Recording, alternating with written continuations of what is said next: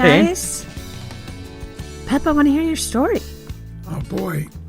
So I was little, young, I don't know. Excuse me. Let me get a drink here real quick. And I was at my cousin's house, which was across the river over in the city, and was in unfamiliar territory, didn't know the area or anything. And I was probably about as old as you were, Curt, when that thing happened, probably about third or fourth grade. And my cousins said, let's go for a walk. And I said, okay. And so we go for a walk, we go down the street, and we get to a corner, and they say, okay, we want you to go around the next block, and we'll meet you. We'll go the other way, we'll meet you. And I said, okay. And so I start walking, and all of a sudden I start to get nervous. You know, I don't know where I am. I really don't know where I am. I mean, the other times that I visited them, we basically stayed in the house or the yard. I never ventured out into the neighborhood, and it was a little more different environment that I was used to, and cars going by, and I got really scared. And then I'm turned around and I'm thinking, am I going the right way? I start to cry. And I come around the corner, and there's my cousins finally, they find me, and I'm crying, and they want to know why I'm crying.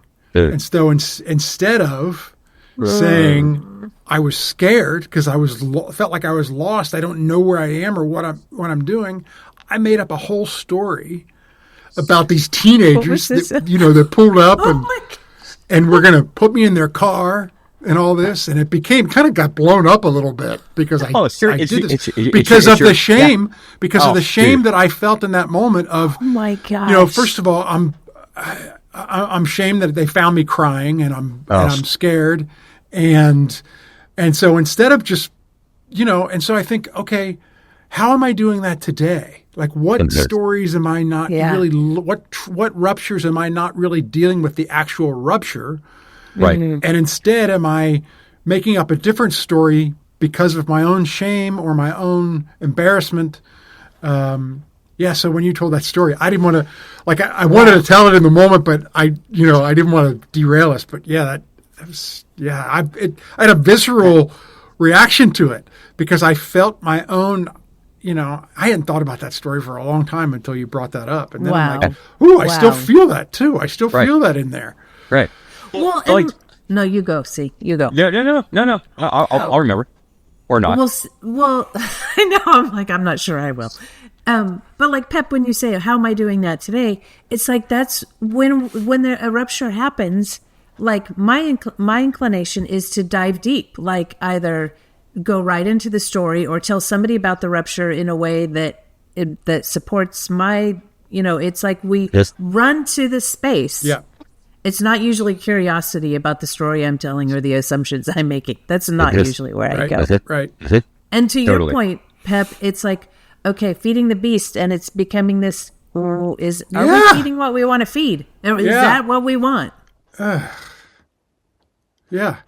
I think I have a little shame right now just thinking about that I told that story. Oh, isn't that weird? Of course. Right. And so here's like a okay. All right. So here's what's happening even now. Yeah. So as you're telling the story, so I'm just gonna say this. Yeah. Okay. And I'm gonna say it, and then you're gonna have feelings. Okay. And then I'm gonna walk it back. Okay. I'm gonna say wow. like, oh my gosh, it's like it was your first acting gig. Like you're. Yeah. It's like you're having, but I'm just saying, like. Oh my gosh. Probably not my first, but. no, like when I say I'm walking back, like there's a part of me that wants to say that to be funny, right? Because I feel so protective of that fourth grade Pepper. Yeah. And I want to make light of it because I want there to be buoyancy. Yeah. For you. at the same time,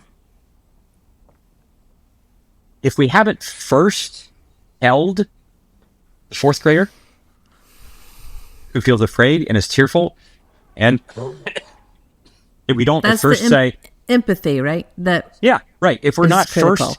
first empathic and say like, oh my gosh, that would be so unpleasant. I really get that. Like, I would love nothing more than for your cousins to come around and for them to see you crying, and they say, what's wrong? And you say, like, I would have read it, and they would say, oh, dude, I'm so sorry. Right. And come around you and say, oh, yeah, we should have known better. We're sorry that we didn't do that. And, like, imagine, like, being able to just say that and be delivered of it. Right. And also then to be affirmed that, like, I feel afraid and embarrassed, and for a good reason. I'm not feeling this stuff because I'm weak and stupid. I'm feeling this stuff because I'm in unknown territory. I don't know where my cousins are. I'm all the things are happening. And then I can, because what it can give me, the felt sense of like, oh, if there's a rupture, even you're not thinking, if there's a rupture, we can repair it. Which means I build greater confidence that down the line, if there's ruptures, we can repair them. And that whole sense of your kind of holding it. Like, I didn't think about this story. I haven't thought about this story in years. And now it comes into the room and you're like, oh, this is one more way in which my body is holding a memory. Yeah. I might not be burning kilotons of energy, containing it, but it's not nothing. It's not nothing. It's not. And so nothing. to your point, like, well, where else am I kind of doing that? Yeah. Today. Totally get that. Yeah. And the thing that you mentioned, see, about like we forget the trauma, like we get stuck at a certain age when a trauma happened. Mm-hmm. And like sometimes I will even say to my friends, I feel like I'm about 6 years old. Right. To which they will say, you are. And it's like when I feel certain ways, I feel so young. And it's like, okay, it's so telling. Yeah. Right. And for us to be able to say that and to have that validated without, and this is what we're talking about in terms of the cultural landscape in which we find ourselves. To be able to say, I feel like I'm 6 years old. Yes, I am. And to receive the empathy that my 6-year-old self needed to have when I was 6, didn't get, but is getting now. Right. While then simultaneously saying we're gonna hold that right here, while then reminding the 6-year-old that the 6-year-old is only part of me, and there are other parts of me that are actually quite adult. Mm-hmm. Right. And we're not actually going to ask the 6-year-old to step into this moment. We're going to ask other parts of me to step into that moment. While we are helping the 6-year-old to age. Right.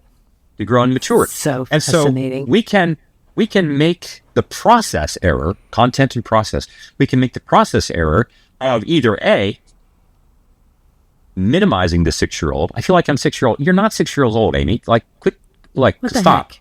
You're an adult. Yeah. We can make that error, which is like making the story so much smaller.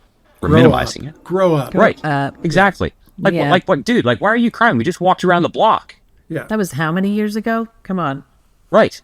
Right. And the fact that you still feel it, even right now, as you're telling the story, it's like, okay, yeah, I understand when that happened when you're in 4th grade, but like, really, you're still feeling it now? Like, no. Like, so that's one mistake that we can make. And the other mistake that we make is like, oh, you're 6 years old. Oh my gosh. And then we treat you like you're 6. Yeah. We treat you like there is no other part of you that is adult enough to also come into the room.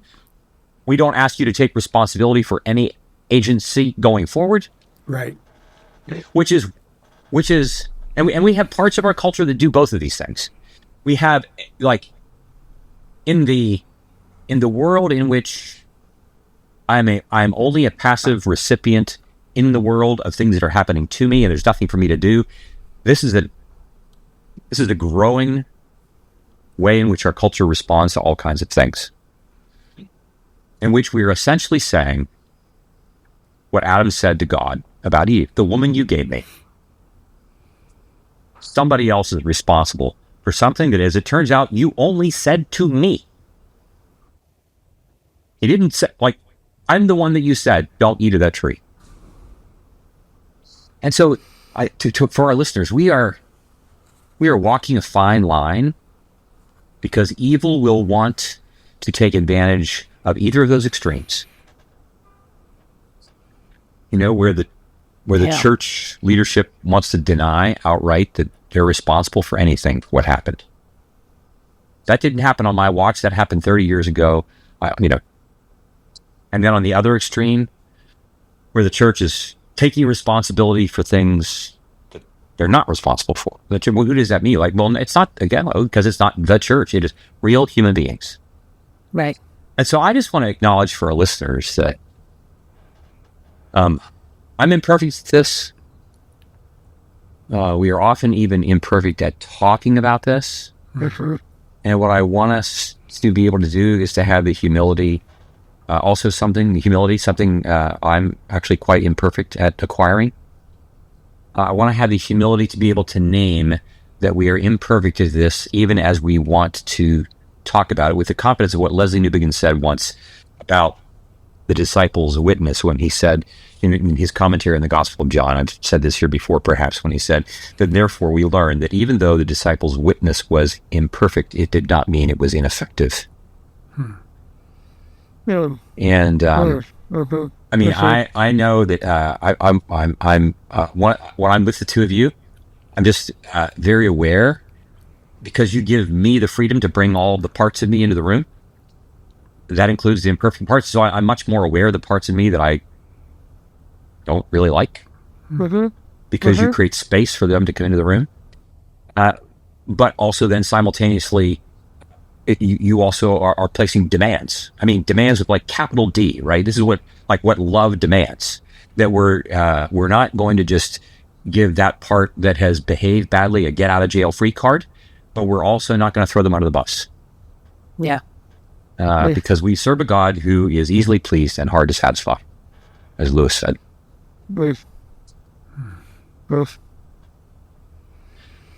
So I'm hoping that our listeners have heard this conversation, knowing that it's kind of it's an on ramp to our beginning to talk about repair. Yeah. We're gonna get there. We're gonna get to repair. Yeah. Did you have anything else, Sam?